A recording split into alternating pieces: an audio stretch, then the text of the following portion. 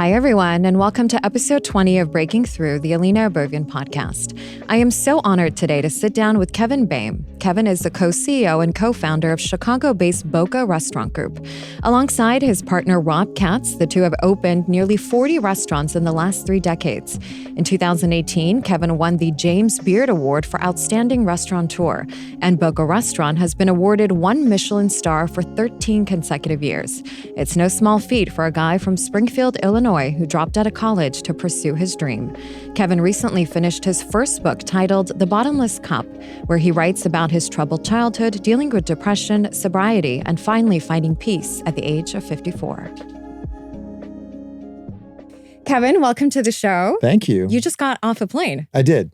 Coming from where? Like I literally just in an Uber from New York. So I live in Chicago, but I went to New York for business and then I came here to see you. We're happy to have you here. Thank you.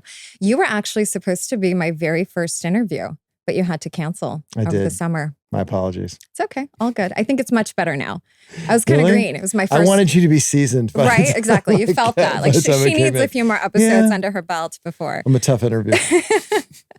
So take us back to the very beginning. Your story started in the restaurant business when you were 10 years old, telling your mom, I want to open a restaurant. Why restaurants? I mean, I don't think I really knew what a restaurateur was at that point. I think the most that I knew was that people kind of threw a party every single night and a bunch of people came and they messed it all up and then you cleaned it up and you did it again the next day. Right. And so I grew up in a very quiet, non-social household.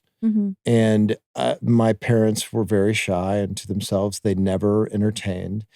And I was just from the get very social. And so something about that attracted me. So I told my parents, yeah, I'm going to open up my own restaurant.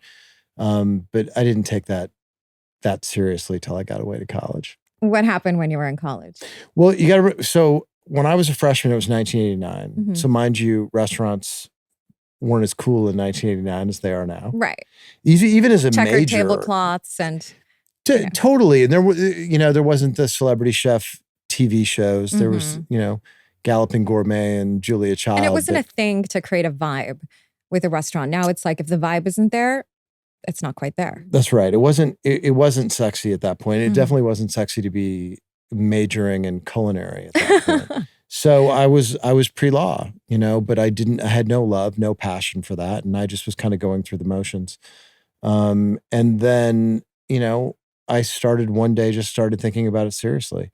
And what if I dropped out for a semester and just went and worked at a restaurant and just tried it on for size? And what was that like? It was a disaster at first. I packed my Jeep up. I had about $500 in cash. And I left and I got down there and no one would hire me in a restaurant. It was the down season in Florida and everybody they had kept were the people that were there all year long. So I ended up working at an amusement park. I moved in with a guy that was working at the golf course at the amusement park at the putt-putt. And I caught him stealing from me and his name was on the lease. We got into a fist fight and I ended up homeless and living in my car. Nice. How long? For how long? A couple weeks. Okay. I made the joke often that the first time you live in your car, you think this is going to make a really good book someday. Totally. And the second time you live in your car, you think there's probably not going to be a book. It's pretty uncomfortable. So I only lived in my car once. But a lot of times, the funniest part of that was I had a little tiny boxy Suzuki Samurai with like a porous soft top. Sexy. So it was not comfortable to sleep in that. And so a lot of times I would just grab a sleeping bag and I would go down to the beach. And the first night I woke up on the beach, I heard a mom and she goes, "Kids, get away from there." And I woke up kind of startled. I didn't know what the mom was scared about. She's like, "Get away from there." She was scared of me. She was telling her kids to get away from me. What's going through your mind when you're in that position in life? I mean, yeah, you're young and you can kind of tough it out because you're by yourself, but what are you thinking? What's next for you? Well, I mean, I was embarrassed. I dropped out of school. My parents weren't happy about it. And my pride was keeping me there. Instead of going back to school with my tail between my legs, I was like, I'm going to make it through this semester and figure this out. Right. And so I remember that same morning that the mom was scared of me, I went to one of those resume places and I made a fake resume. all with restaurants on it that had mysteriously gone out of What business. was on that resume? There was a restaurant that I grew up knowing when I lived in Springfield that was on that. Mm-hmm. And then 2 restaurants that I just made up. And no one fact checked, no one called. No, I said they'd gone out of business. Huh, smart. I was like, God, all these restaurants I worked at mysteriously went out of business. Fake it till you make it. And so I got hired. I went to like the most fine dining restaurant in town. I got hired as a captain. So when did you open your first restaurant? I believe 1993? So would you say 83? 93. Oh, yes, 93. Not aging you that much. Jesus. Yeah, 93. Mm-hmm. I dropped out of Illinois in 91. It took me 2 years. So I basically worked double shifts, 6 days a week. And I slept on Sundays. Wow. And I saved up enough money to open a little tiny restaurant with my girlfriend at the time. Restaurant business is really hard. My ex-husband had a restaurant and I worked in it with him for about 3 years. And it's great because you have a bunch of people in your house every single day. Got I'm sorry. No, that's not the reason. This was like 15 years ago. Definitely broke up my relationship with my girlfriend having a restaurant together. It can. So. I mean, it's very straining being in that environment. I mean, I'm not even talking about now, but even back then. But it does give you the feeling of like it's a party and there's people in your house. And if you're someone who loves to entertain and set a vibe and be a host, it's very addictive. How was that for you? I was addicted to it right away. I actually wrote an entry in my journal. After my first week of being a restaurant owner, it said, "This job may never fill my pockets, but it sure as hell fills my soul." What was and it? I was hooked. I loved it. What was the feeling you were getting that you didn't quite have at home? Even though, my restaurant IQ was not that high yet. I had a pretty good emotional IQ, and I really was concerned with people having a good time, and I could tell that people recognized it. So I felt like I was good at something. And I felt like my whole life, I'd loved a lot of things at that point that had not loved me back. Such as? So I did not have a good relationship with my father, and I really wanted to be a baseball player, but I was never going to throw over 70 miles an hour. And so I hadn't, I'd gone to college and that hadn't quite worked out. So I was still looking for my people. I was looking for my thing. Restaurant people are good people. They are, and they're dangerous. And so I met these restaurant people and I go, wait a second, these people are fucking smart and they're interesting and they're cultured and they know a lot about food and wine and film and music. They're fucking dangerous, man. They went deep into the night. And I was like, man, this cast of characters, they're wild and I dig it. And I'd never met anybody like that before. And so I was all in. At what point did you feel like, all right, I've got this. I can do this really well? There was a moment in my second restaurant. My first restaurant, I still felt like I was, a pig on roller skates every single night. Like something would happen and I wouldn't quite know how to fix it. I pretty much have seen every problem that can possibly occur in the restaurant business now. Right. What they say in Buddhism, bad things are going to happen, but I'm prepared for them when they do. Bad things were happening and I was not prepared for them when they did. Well, you learn on the job. But you learn on the job. But as an emotional IQ in life and an emotional IQ in a restaurant are two different things. Like you constantly have to keep your eyes open and you're kind of looking for this opening for you to have a cameo appearance in someone else's life and change the temperature. Right. And so if you're eavesdropping and listening and this person's unhappy and this person wants this. And I had this moment very early on in my career where a guy had come into my restaurant and it was his 25th wedding anniversary and they were having a party and he had a bottle of 1961 Chateau Lafite, one of the best bottles in the world, that his father had given them on his wedding night. Wow. And he had brought it there because his father had now passed away. They were going to open it for the very first time and it represented his dad still being there and being alive. And he was so happy and he came in and he gave it to me and it's an hour before they're going to come in. I go and I stick my wine knife at the cork and it's already crumbling. It's corked. Wow. And the man cries in front of me. And I called a guy who I knew. Instantly, I kind of look at my wine rack and the guy goes, these people are all wine savvy. They're going to know that 95 Groth is not a Chateau Lafite, And so I was like, hey, I know a guy down the street who has this killer wine collection. Let me call him. And he's a romantic. He's going to like the story. And I called Bill and he was like, hold on, Kevin, let me see what I have. And the guy's like, Kevin, I can't afford another bottle of 61 Lafite. I go, just wait a second. And he had a bottle of 66, not a 61, but the second best year in the 60s. And he goes, Kevin, bring $100 down here, cash money, it's yours. And I didn't even tell the guy. I was like, I'll be right back. And I brought the bottle back and we opened that bottle and we decanted that and we rinsed out the other bottle of 61 and put it next to it and threw away the bottle of 66. Everybody had this amazing experience. He gave the same toast. Nobody knew except for me and him.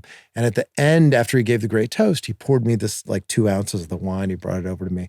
This Italian guy grabbed my face. He kissed me on both sides of the cheek and he whispered in my ear real softly. He goes, you are a beautiful liar, young man.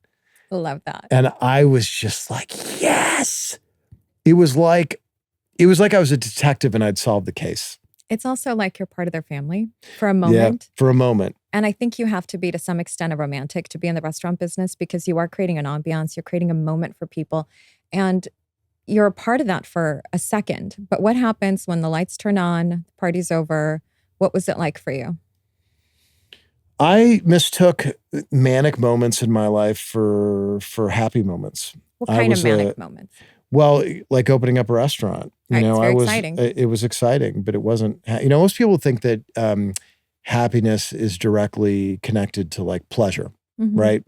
And so I was this kid who was like this bipolar kid, but you don't really understand when you're younger that you're bipolar. At least I didn't. Right. It's just a lot of highs and I just was like, oh, everybody's like this, or I have bad moods or whatever. And you're trying to correct it. And my self-correct was, I'm going to do these big grand things. And when I do them, I get this shot of dopamine and adrenaline. I feel great.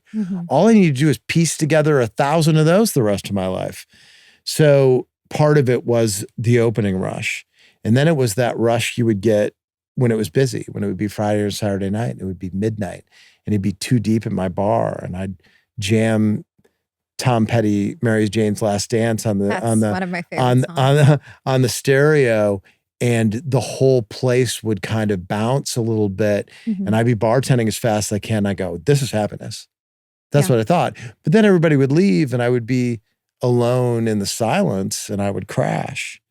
And that was like a 25-year journey of me of like up and then back down again. And the funny thing is like, I was a drinker, but I was never, thank God I was never a drug user because it would have killed me. Right. And so the drug was these manic moments that I was chasing after all the time.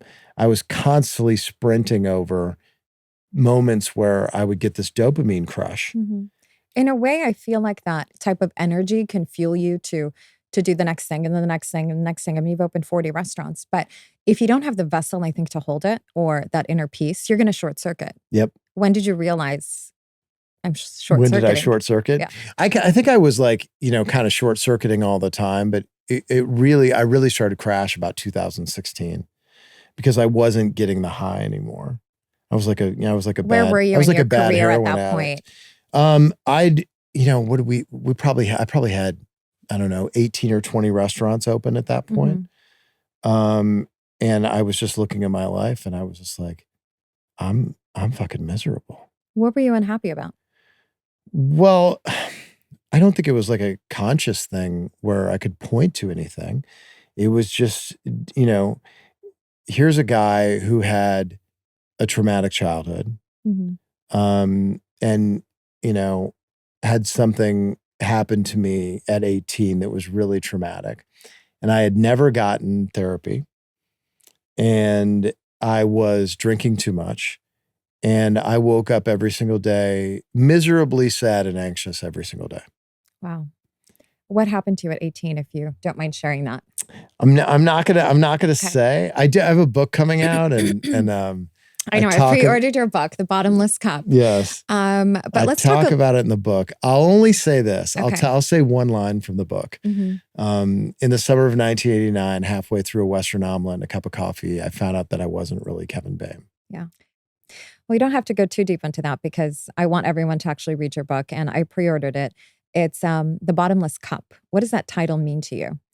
It means that I was constantly trying to fill this cup up with these moments, with these manic moments, right. And it just would never fill. I have a saying now that's empty your cup, because I believe in emptying my cup as much as I can. And I think that's when you strip it all down to you. I went through a similar situation, a couple of years ago where nothing was making sense and I felt very disconnected from life, but I didn't know what it was. It's like nothing I can put my finger on. It's just everything was wrong because I spent 15 years on a trajectory of building a life, and it's hard to pinpoint sometimes, right? It's like, why? Like, why aren't you, like people would look at you too and they would think that you're an asshole because they would say, well, why aren't you happy? Look at all you have. Yeah. How do you explain that to someone? It looks like you have a beautiful life. It's hard to explain it to people. That's why I didn't explain it to people. It's not like I went around and told people that I was unhappy. I just kept it to myself. Well, you're talking about it now. How do you make sense of it? I can, first of all, I finally figured out that I had real mental illness problems. Depression. I had gone to see a therapist once when I was 26 years old. Mm-hmm. And after an hour and a half evaluation with me, she's like, Kevin, I think maybe you're bipolar too. And I got all shitty with her. I was like, what are you talking about? I am not bipolar. It's just the title, right? You don't want to believe that. I didn't want to believe it. You. And I thought I would just go in and she would be like, oh, this is your problem. I thought there was going to be some sort of panacea that would make it all okay. That she would be like, oh, sweetie, you're just going to go home and you're going to close your eyes for 10 seconds every morning and you're going to be fine. Right. I think also, because you're responsible for so much, you're steering the ship and you have 3 children at home. You have all these people who rely on you. You can't even admit to yourself that you're part of the problem. Well, not part of the problem, but that you have a problem. It's a very difficult thing when you feel so responsible.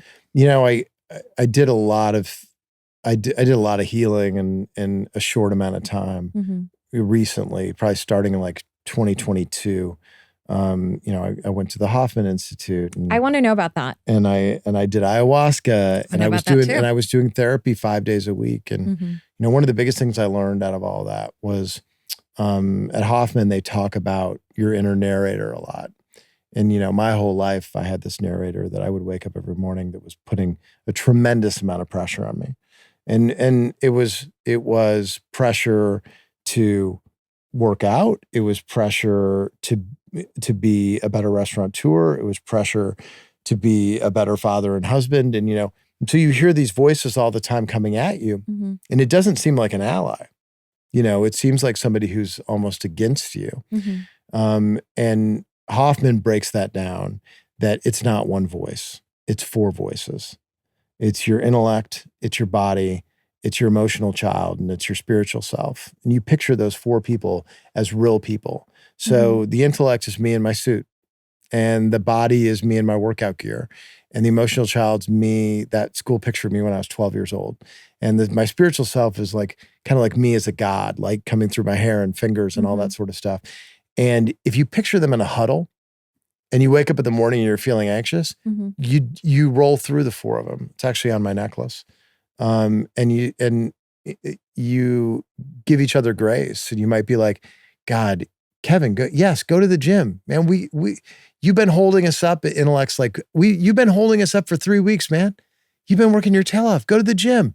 We'll be fine. We'll pick up work tomorrow. And so if you can have the 4 all supporting each other instead of coming at you, right, it's a whole different feeling. It's called a quadrinity check in the Hoffman world. That's how I start every single day.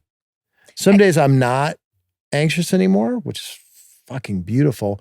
And I just roll through the list of people and I just am grateful. Thank you, intellect. Thanks, body. Thanks, emotional child. Thanks, spiritual self. I think the happiest people are those who can hold space for all the parts of us, right? Yeah. When I think about to my childhood, and I had a strained relationship with my father, where I was at the airport at the age of 9 and he was leaving, and I'm talking and he's not looking at me. And so I spent my whole life trying to be seen, with the career I chose and everything I did. And, and then I reached a point in my life where I was super seen, on television every single day, but I still didn't feel connected to myself. At what point did you realize this is a problem? Because we don't necessarily seek help, seek healing until we hit that wall or have a total breakdown or hit rock bottom. What was that moment for you? Well, I think rock bottom is a gift. It is a gift. I remember hearing Dax Shepard talk about the fact that his copy of Alcoholics Anonymous next to his bed has 36 entries in it. And the 35 before the 36th one were all times he thought were rock bottom, but weren't. Right. And I had some really tough moments in my life, but in the summer of 21, I had a full on nervous breakdown. It was actually in this town too. In LA? Yeah, it was in LA. What happened? There's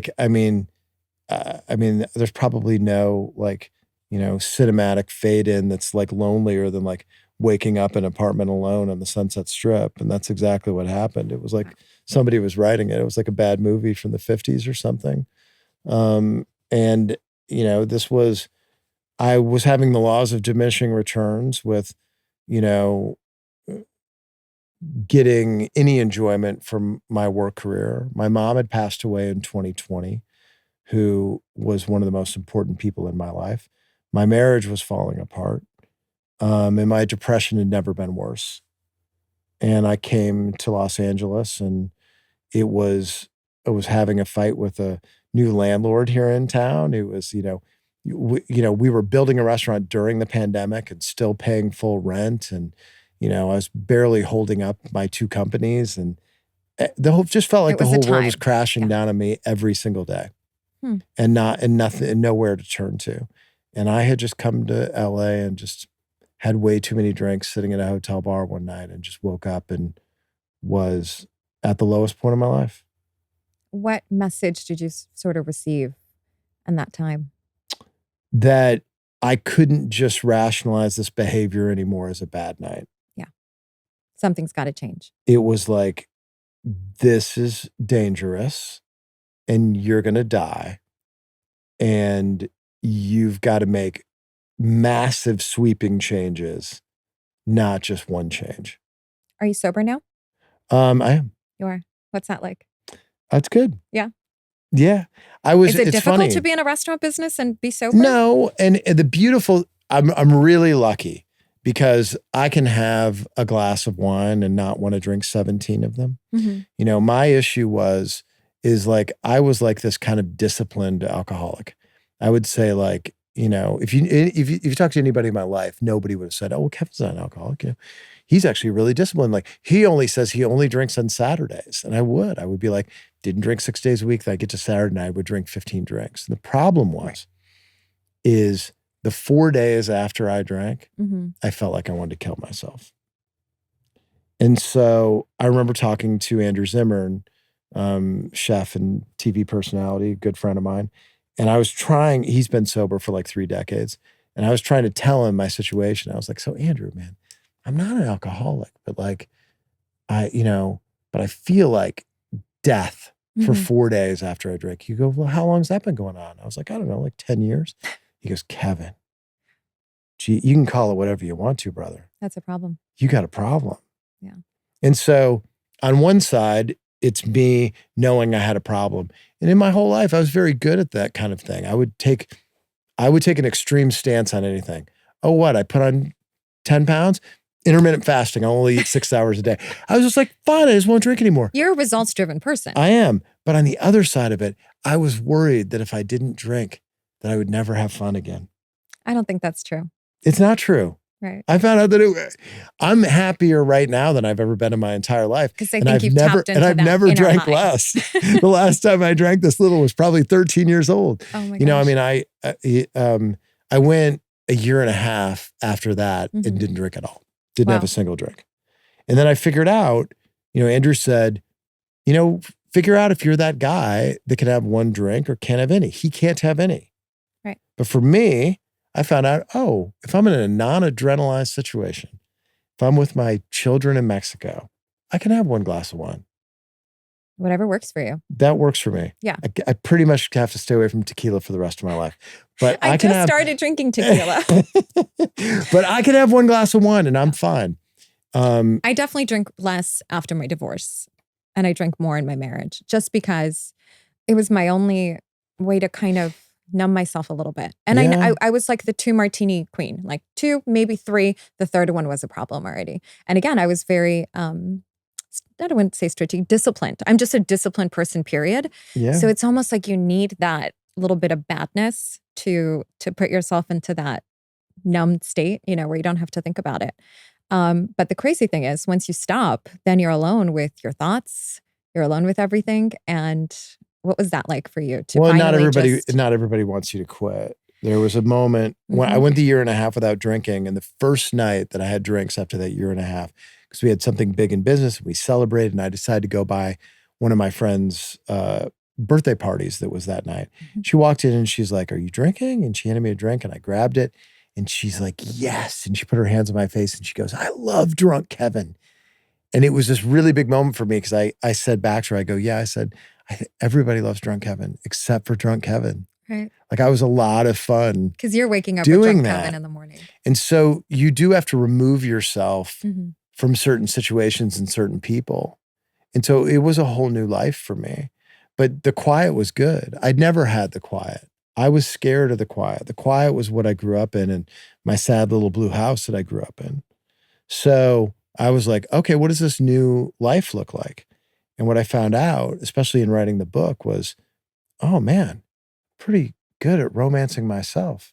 I was like on a Friday night at home listening, to Miles Davis Bitches Brew while I was drinking a green tea and writing my book. And I was like, man, this is like as fun as like Carnival in Brazil would have been for me when I was 22.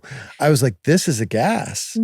And so I found out I'm a completely different person. I get my energy now from being alone. Right. I love being alone. And I can take that energy and I can jump in and be with people and still be really good at it in limited doses. And I still get every once in a while like, oh, you know what? Let's go work a dining room or go to this party or do whatever. And I could still do that, but I have to store up enough reserve energy to do it now. What was it like to get to know yourself all over again? It was awesome. The book especially, because when I wrote the book, I was like, okay, what do I want more than anything? I want the book to be the truth. So I'm going to, like, all these stories I've told for a million years, I'm going to like strip all the coats of varnish off those stories. And it's just, even when I have to like shit kick myself, I'm going to do it. And by the time I got to the end of it, I was like, oh man, I'm a completely different person than I've ever been. I really like this version. It's not as fast, blends in with traffic more. Slowing down is nice. And I almost feel like it's just less of the ego and more of the soul, but it really does take that breakthrough moment for that to happen and for you to break away from everything that you've identified with and to now just sit in that stillness, sit in the shit, as I say, and just rediscover yourself all over again. I had the best time in the last 2 years doing that and just, reconnecting with myself, this person that I just completely put her on the bottom shelf. And I read somewhere that while you were in like the height of your, restaurant career, when you still, it is the height of your restaurant career, but you almost created like this avatar, someone who had to fit that mold or had to fit that identity. I know it's kind of silly. I think we all do that a little bit, definitely in your game, right? Oh, of course. Like, have you heard my reporter voice? You have a different, I had a different voice even. Like when I would go into the restaurants, and there was like this hospitality voice. It was like a little bit higher. It was like, oh, hello, how are you? Nice to see you. Right. Come right this way. And like I look at it now. I mean, I don't do that now. I'm just myself, but it's tiring. It's super tiring. To do a role that you're playing a role that you don't even want to play anymore. I know. I was like that. I mean, I got to a point where I was at all these charity events and all these things, whether I was hosting or just there or whatever. And I couldn't wait to leave. I hate small talk. And I'm not taking anything away from the organizations. They're important. They do their thing and I'm proud to support it. But it was something internal going on with me where I was just looking for the exit. I didn't want to talk to anybody. I didn't want to be here. And everything I was doing just felt like, what is this? What am I doing? And I had to hit that break, that breaking point where it's like everything I literally took a sledgehammer to my life. And what was the biggest thing you did? Stopped all that stuff. Everything that I was doing, overextending myself, that didn't identify with, how I wanted to feel. Getting a divorce was a big one because I was with my ex-husband since I was 21. Yeah. And so I really identified with that. And I think the biggest piece for me was just having this peace of mind now, where it's like no one else's voice is in my mind. And I don't have that pressure of like, you have to be here, you have to do this. You're missing out if you're not, hosting this event, or if you're not doing this story because it looks good and pleasing this person and being on this board and raising money for this. And I'm like, I don't want to do any of these things. I'm not this person. I can't do it. And if I do it for one more day, something's going to give. And something did give in a really big way. It's hard too when you built your entire identity on a person that's not you. Exactly. Who Who is Kevin today? How would you describe yourself? An introvert. Loving.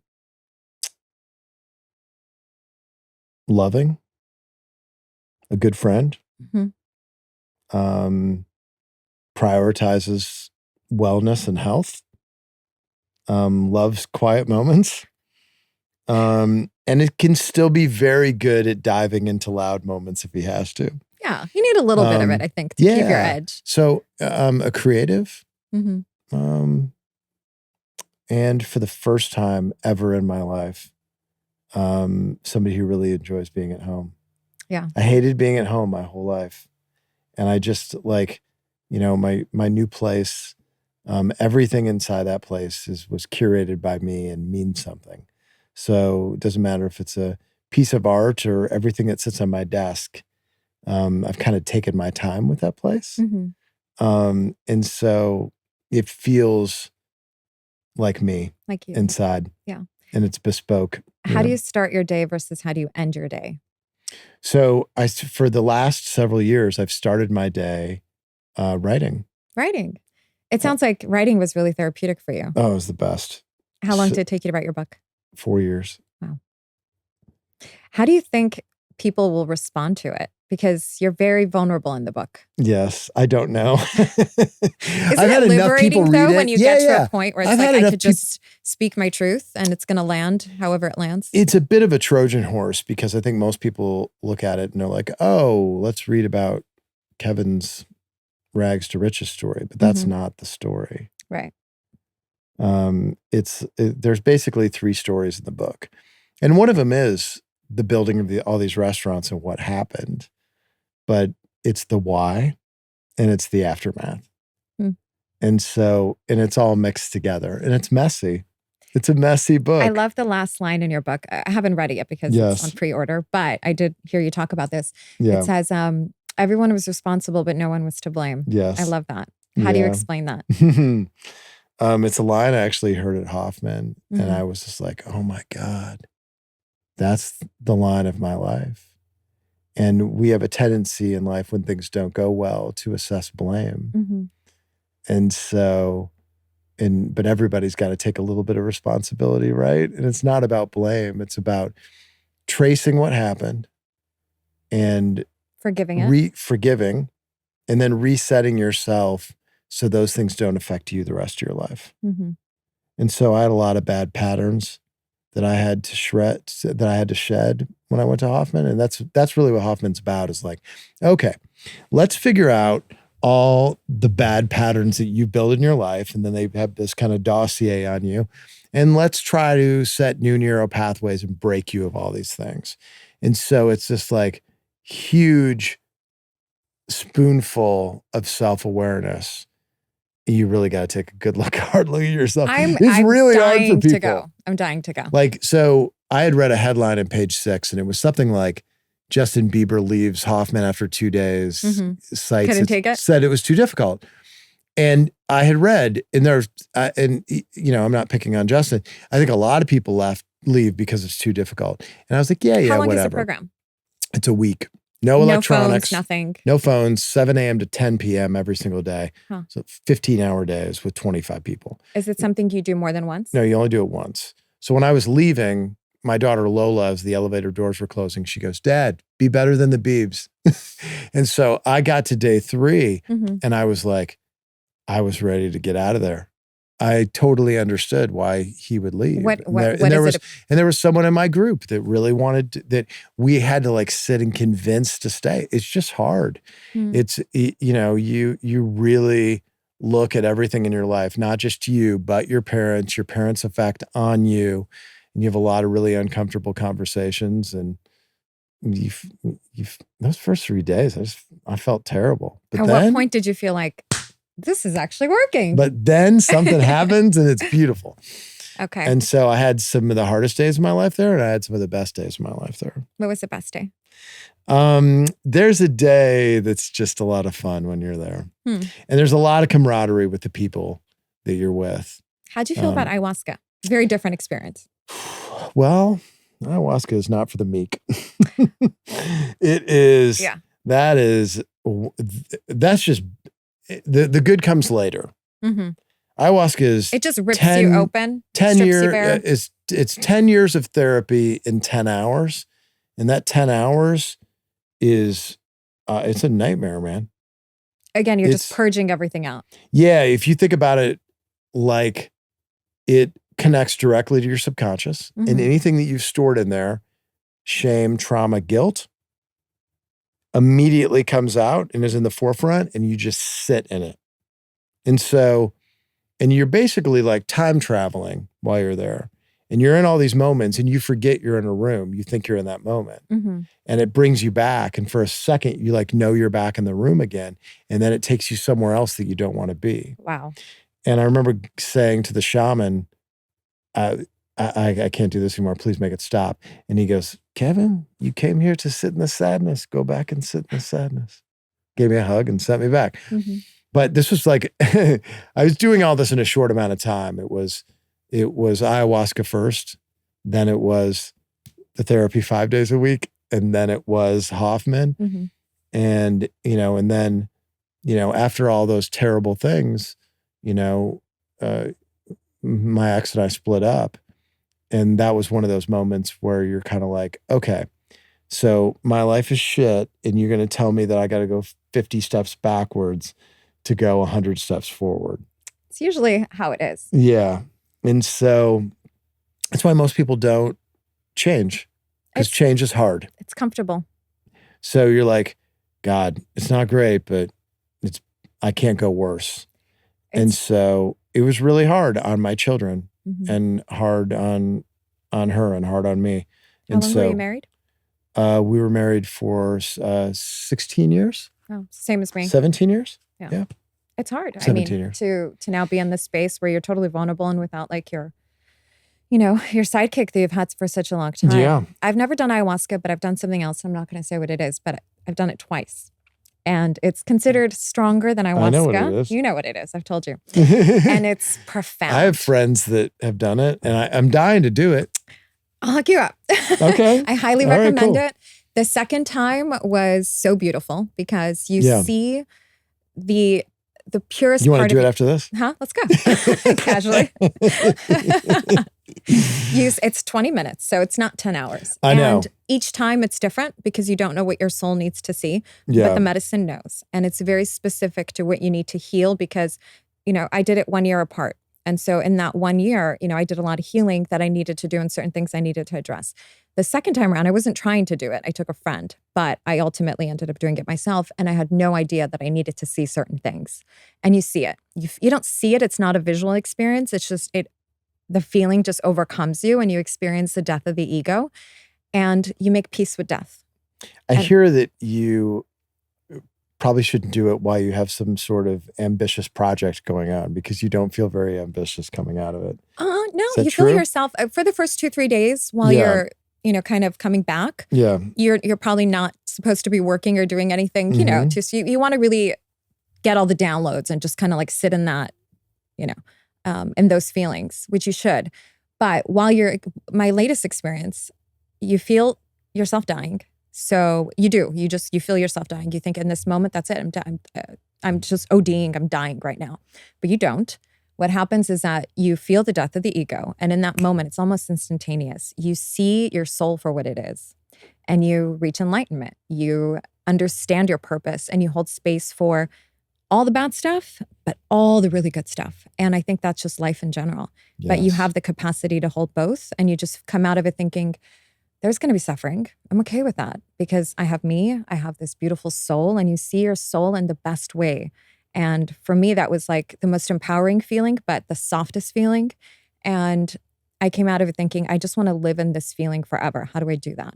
And it's me being the loving person that I am, approaching every situation from love, not ego, not fear, not judgment, being super empathetic and just living life curiously and being here for the human experience. And you make so much peace with that, knowing that sounds a lot like Buddhism. It's right. I don't know Buddhism that well, or the tenets of Buddhism at least. Right.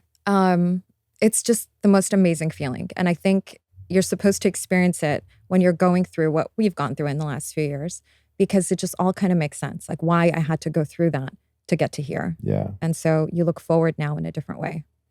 Yeah, I mean, I'm a firm believer that I'm the sum of everyone I've ever met and everything that's ever happened. So I only can be this if I had gone through that. So, what are you looking forward to next? I'm looking forward to book tour. Book tour? Okay. Yeah, just because it's different. It's a different world, and I like talking about life. And you're gonna do a lot of these interviews. I'm gonna do a lot of these interviews. It's fun. It's something I haven't done before, and I really like writing. So I hope it does well enough that I get to write something else. Was it hard to start writing? No. I'd kind of been writing a little bit my whole life, but I'd written a lot of things that were 1,000 words. I wrote for Fast Company, and I'd written articles for Esquire and for the Sun Times and that sort of thing. A lot of stuff during COVID and going back to writing for my college newspaper. But writing a book's completely different. Yeah. But now I'm addicted to it. What's the next breakthrough for you? Oh my God. I don't know. I think that's the best part. Right. I did see it. I used to put a bunch of stuff on the horizon all the time. That means you're living someone else's life. Yeah. I would put it out there and I'd be like, okay, what's up next? And I needed stuff out there that I was moving towards. And now I only see this far in front of my face. That's a great feeling. The only moment that exists is right now. That's how it should be. And so that's my mantra. And when I feel myself drifting, time traveling too much, forward or backwards, that's what I say to myself quietly. The only moment that exists is right now. How do you surrender that type of trust to the powers that be? I mean, to not worry about tomorrow. Age, maybe. I think that going back to rock bottom being a gift. I feel like I was given extra time.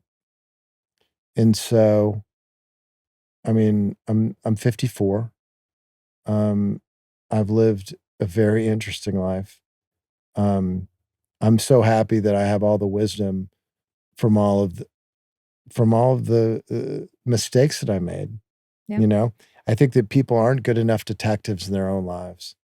And I think writing a book is like putting together a case for a court case on because you write it all down. You're like, oh, well, there it all is. Right. There's the case right there for not worrying or knowing that everything's going to be okay or forgiving people. I mean, so as I was writing this book, I was just like, oh, okay, well, that makes sense. It was just revelation after revelation. I made peace with all of it. Right. And I'm not regretful about anything. I'm glad I lived it all. I wish I had some time with my mom and my dad still, especially my mom. She was a very interesting lady who had a very difficult life. She was one of 14 kids, grew up on a farm. Oh my gosh. She was farm labor at age 6. She, beaten by her dad, was, sexually abused by a relative. And she got away to high school and said, I'm going to be valedictorian of this high school and I'm never going to come back to Roscommon, Michigan. And she was valedictorian. Do you think she ever got a chance in life to make peace with all of her traumas and demons? She did. And I know she did because I interviewed her at the end of her life. And I said, Mom, what was the turning point of your life? And she said, it was getting diagnosed with cancer. She goes, because I realized that people really loved me and weren't just tolerating me. Oh, and gosh. I have some of her journals, and I only read part of one of them because they were too heartbreaking to read. She was so sad for so long. And, she had terrible depression problems. She never saw a therapist. She never was on medication. I wish she had been able to peel the onion more in life. She was very religious, and I think that's what saved her all those years. She had a tough life, man. And so, but the happiest time of her life was the year after she got diagnosed with pancreatic cancer. It gave her 3 to 6 months to live. She lived for 18 months. Well, it's when you make peace with death. I don't know if people realize what that truly is. When I experienced that in my experience, Yes. when you make peace with death, Yes. and it's a different thing, obviously, when you're older and sick, but you're just not afraid of life anymore.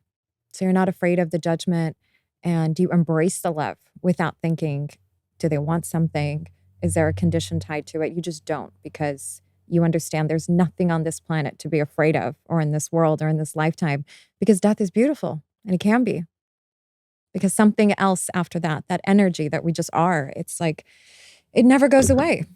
Had 3 different moments with 3 different people since my mom died that have come up to me, none of which I knew that well at the time, who my mom had messages for all of them to give to me.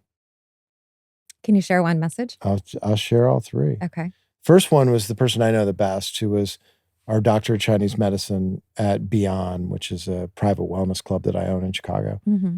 And she came to me and she was like, hey, I just got to tell you something. And this might sound crazy, but your mom spoke to me last night, and she just wanted to know that, she thought she was doing the right thing all those years ago, and that, she's sorry, and she didn't know that all this affected you that much.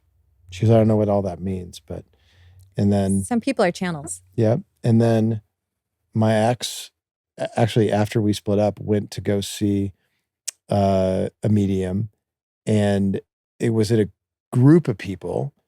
And she said, does anybody know a Dorothy that goes by a D? And she's like, my ex-mother-in-law?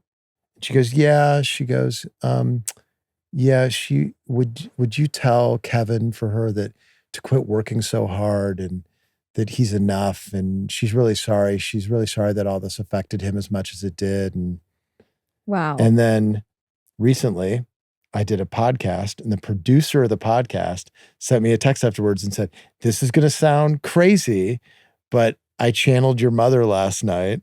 Same message again. That's insane. But I believe in it. I sometimes feel like I'm a channel for people. I just get things in my mind. I'm like, I have to tell this person. It's crazy, but it's a beautiful thing. I read that you've become more, you started practicing Buddhism. Mm-hmm. What pulled you to that?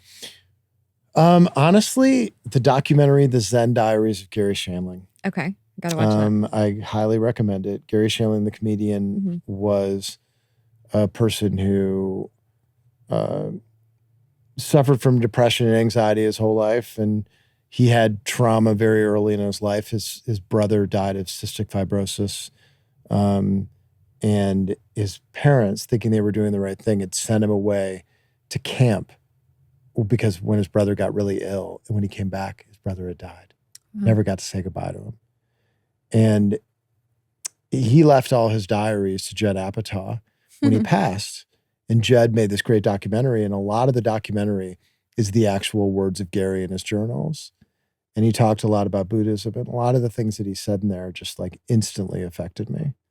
And I knew that part of my problem is that my brain was constantly time traveling, something that, Buddhism scoffs at. Right. So present moment thinking is where it started. And it's given me a lot of peace. But I highly recommend that film. And you actually see the full journey of him coming to peace with life at the very end, right before he passed away. It's really beautiful. That sounds beautiful. What's your sign, by the way? Sagittarius. Sagittarius. Okay. I was going to guess something else. Classic Sagittarius. I don't know that many Sages. I'm a Pisces, so. Oh, there you go. Okay, let's change it up a little bit. Okay. If you were to throw the ultimate dinner party, 5 people, who are you inviting? Ooh. First of all, I love throwing dinner parties. I throw one around Christmas time every single year. And I go all out. This last year, I built, for everybody's menu, I had the fictional character and picture of that fictional character that I thought embodied them, and then a long paragraph on why. Oh, that's so and that fun. was everybody's menu at the table. Is this living or dead? Anyone. Anyone. Okay. Johnny Carson. Okay. because I'm a Carson fanatic. I have his one of his coffee cups from his last season on the air that I bought at auction in my house. I have a painting of him on my wall. I love him. He's a very complicated human by all accounts. All the best ones are. All the best ones are. But I just I know a lot about him. I've done a lot of research on him, and I just think he'd be an interesting guy to be at the table.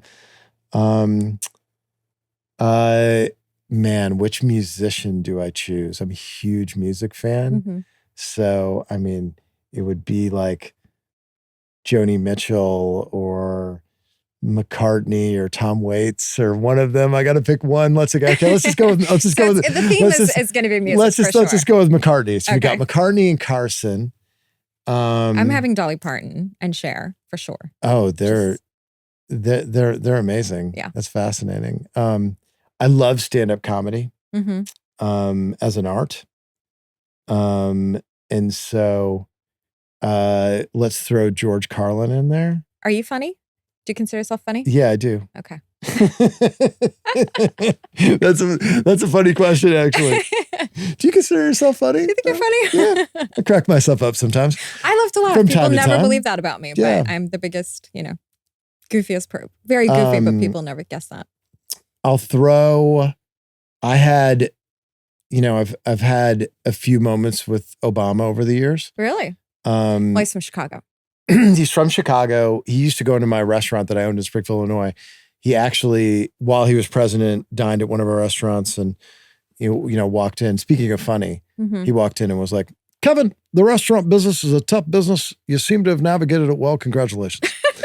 And I was like, a good impression. I was like, "Thank you very much, Mr. President." I said, "I think he used to go to my restaurant in Springfield, Illinois all the time." And he's like, "What restaurant was that?" I was like, "It was called Indigo." So I went there all the time. And I was like, "I think he used to go there with our mutual friend, John Cullerton." He goes, "Kevin, John Cullerton's a terrible tipper." But he gave this 5 minutes to my business partner and I, Rob, and just was charming and fun. So we'll throw Barack in there too. Yeah. Throw Natalie Portman in the mix. I got a mad crush on her. So She's single now. There you go. It's perfect timing. This was so great. Thank you so much for taking the time. I know you're probably exhausted coming off the plane. This is really fun. I look forward to your book. Thank you. Hopefully you'll come on again and we can do a deeper dive into the book. But thank you for being here. No, it was fun. Thanks so much. Thank you so much for tuning in to Breaking Through with Alina Aberbian. For our community to grow, please like and share, and also leave a review on this episode. Of course, you can find me on social media and let me know what you'd like to talk about in future episodes. Nothing is off limits, so let's have some fun.